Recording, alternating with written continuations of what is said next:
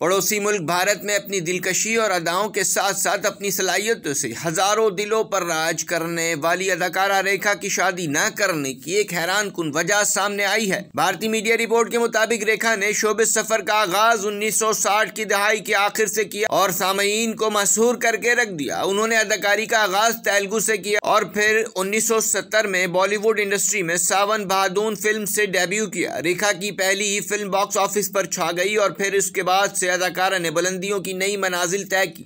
उन्होंने बॉलीवुड को कई सुपरहिट फिल्में दी। अदाकारा के अमिताभ बच्चन से रोमानवी ताल्लुकात के अलावा निजी जिंदगी के हवाले से खबरें वायरल हुई। उसके बाद रेखा ने मारूफ कारोबारी शख्सियत मुकेश अग्रवाल से शादी की, ताहम कुछ अरसे में उनके शौहर ने खुदकुशी कर ली।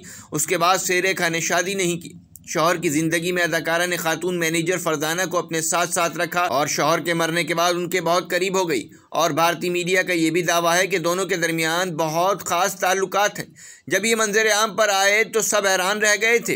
रेखा की मैनेजर फरजाना अदाकारा की जिंदगी में खास मकाम रखती हैं। फरजाना को अक्सर रेखा के साये के तौर पर देखा जाता है। वो उनके साथ साथ रहती हैं। बिलखुसूस अदाकारा जब खास हालत में खास मौक़ों पर मखसूस लिबास में जिंदगी के लुत्फ उठा रही होती हैं तो मैनेजर उनके साथ साथ ही होती हैं। फरजाना का बिलवास्ता ताल्लुक शोबिज़ इंडस्ट्री से तो नहीं है, ताहम उनके वालिद प्रोडक्शन कंट्रोलर थे और वह खुद हिदायतकार बनने की ख्वाहिशमंद भी थी। एक साइट पर उनकी रेखा से मुलाकात हुई जिसके बाद अदाकारा ने उनकी खिदमत हासिल की और 30 साल से ज्यादा अरसा होने के बावजूद फरजाना आज भी रेखा के साथ काम कर रही हैं। रिपोर्ट के मुताबिक एक मौके पर फरजाना की वालदा बीमार हुई तो वो दिन में उनकी तीमारदारी करती थी मगर रात रेखा के साथ ही गुजारा करती थी। फरजाना के करीबी लोगों का कहना है कि वो रेखा से बहुत ज्यादा मुतासिर हैं और अपनी जिंदगी को उनके लिए वक्फ कर चुकी हैं।